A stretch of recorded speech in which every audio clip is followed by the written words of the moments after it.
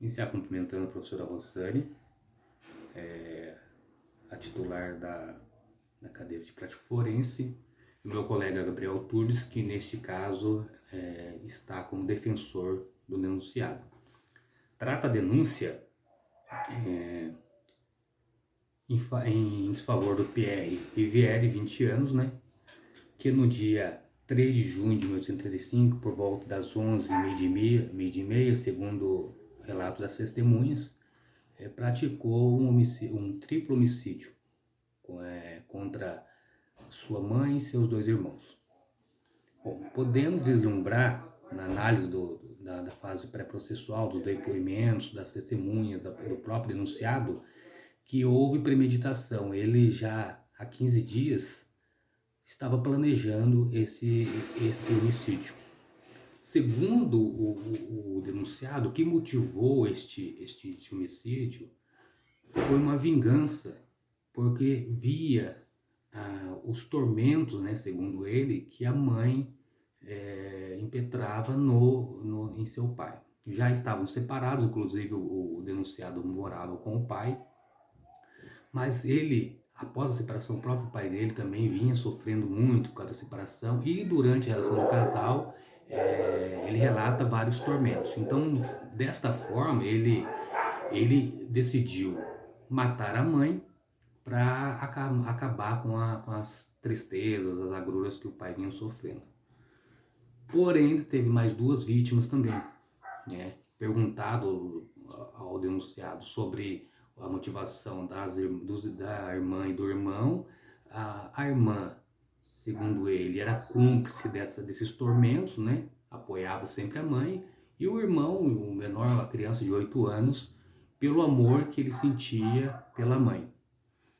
Então, a gente pode entender da seguinte forma: existia uma vingança a ser praticada, e o Pierre, todos aqueles que estavam ligados à vítima principal, que seria a sua mãe Vitória, também foram vitimados com o mesmo motivo de vingança. A vingança dele com a mãe era a questão do tormento, e com a irmã e com os irmãos era o vínculo que tinha afetivo. Então a vingança foi contra os três. Então no dia 3 de junho de 1835, entre 11 e meio-dia e meia, segundo o relato das testemunhas e do próprio Pierre, ele invadiu a casa, né, dentro da casa, porque não morava mais, e se dirigiu até sua mãe, que, segundo a perícia, estava em trajes ainda matinais, né, o cabelo despenteado, cozinhando um mingau. Inclusive, as testemunhas que foram até o local encontraram o mingau ainda sob o fogo. Então, a gente demonstra que a vítima estava totalmente submetida, né, a essa crueldade que o Pierre veio a cometer às vítimas, né, sem esperar, foram pegos de surpresa, né, estavam totalmente desprotegidos, sem condições de reação. O Pierre, de posse de uma foice, desferiu inúmeros golpes em todas as vítimas, né. A perícia fala que no caso da Vitória, os ossos e os músculos pareciam um mingau. Então dá pra gente imaginar a crueldade engendrada para que se consumasse o crime. A irmã, a Vitória Riviere, ela estava fazendo tricô, né? Nós sabemos que essa ação, né? Do tricô, a pessoa fica distraída, fica, né, concentrada. Então todos os ataques do PR foram por traição, né? Não bastasse ele estar de posse de uma foice, que já um golpe, né, poderia já matar as vítimas, né, de frente, ainda foi pelas costas, né, aplicando inúmeros golpes. Então a crueldade é um ponto bastante característico desse crime. A vizinha que é testemunha relata que viu, né, ele pegando pelo cabelo da Vitória, puxando. Então provavelmente, né, podemos inferir desse crime que a irmã ainda tentou reagir, né, Só que, como ela estava provavelmente sentada, ele puxou pelo cabelo para dar o golpe e ela, naquela situação, tentou se defender. Porém, foram muitos golpes, um inúmero sofrimento, né? Ah, inclusive, logo o médico fala sobre que atingiu a artéria carótida, a vértebra cervical foi inteiramente separada, então foi decapitado, os três foram decapitados, inclusive a criança também foi decapitada. Separação do maxilar, incisão das fossas nasais, então foram pancadas muito fortes. Então o sofrimento que essas vítimas sofreram é inconteste de que foi meio cruel, utilizado meio cruel nesse crime, né? O Pierre fugiu do local, se escondeu na mata e pouco depois foi capturado. E durante a instrução, né, a autoridade policial, ao inquiri-lo, ele confessou o crime, falou das questões de premeditação, de vingança, né? É réu confesso, então é incontestável a materialidade, a autoria do crime. Então, o Ministério Público, com relação à vítima Vitória Brion, que é a mãe, postula sobre a capitulação do artigo 121, né, o homicídio, e a qualificação do motivo fútil, né, que é a vingança.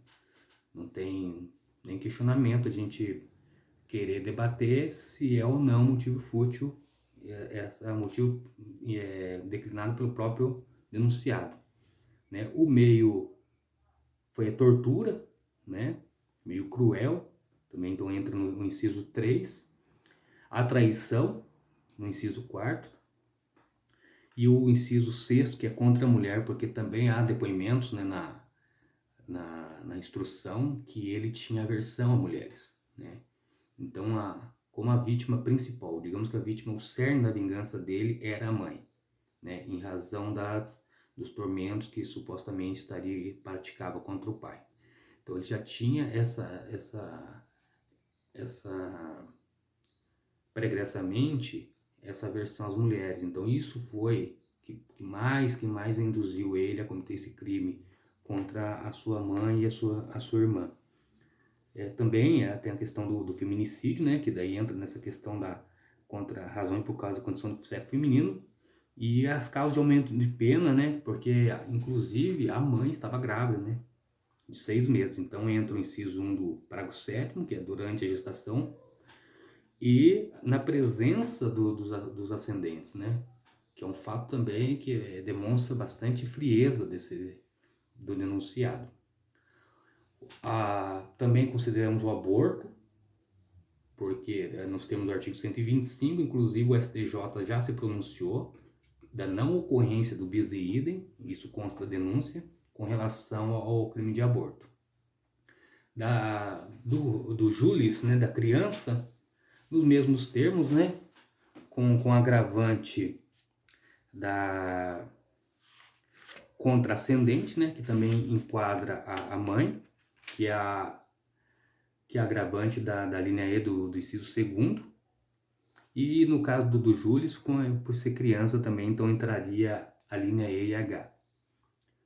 No caso da Vitória também, nos mesmos termos, né, do artigo 121, pelo meio cruel, a questão do meio de tortura, o inciso 3º, a traição, e a questão contra a mulher também, em razão do sexo feminino, porque entendemos que essa aversão anterior ao crime influenciou também até inclusive a crueldade empregada pelo Pierre. Durante a avaliação, a inquirição das testemunhas, é importante ressaltar que um olhar não muito atento é induzido a entender como um inimputável, né?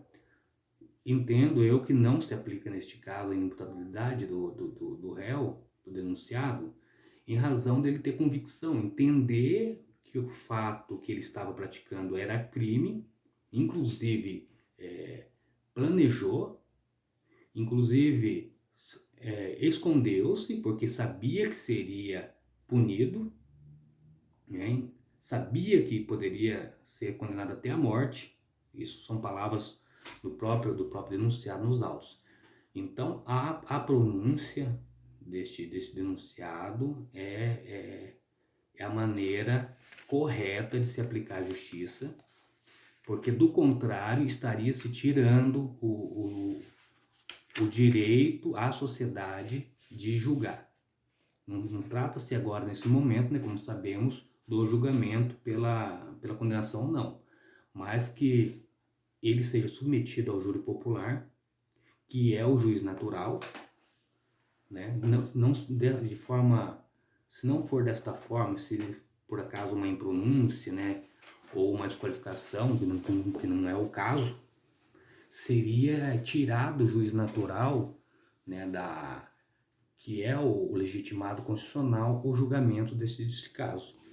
Então a acusação requer a pronúncia nesses termos, né, já elencados, inclusive consta da denúncia, pelo esse triplo homicídio, né, na forma qualificada, triplamente qualificado, com relação ao Július, né, a Vitória, e a mãe e a irmã, o quadruplamente qualificado. Obrigado pela atenção.